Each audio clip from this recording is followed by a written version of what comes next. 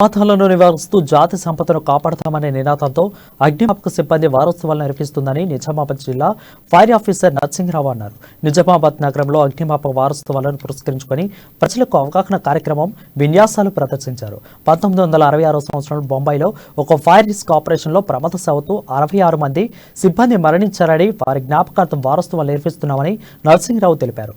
April 14 నుండి 20 తేదీ వరకు నిర్వహిస్తున్నామని, రేపు అపార్ట్మెంట్లలో జన నివాసాలలో విన్యాసాలు ఏర్పాటు చేస్తామని చెప్పారు.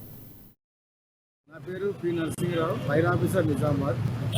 అగ్ని ప్రమాదాల వారోత్సవాల సందర్భంగా ఈ యొక్క అవేర్నెస్ అవగాహన సదస్సు ప్రోగ్రాం 14 ఏప్రిల్ నుంచి 20 తారీఖు వరకు చేయబడును.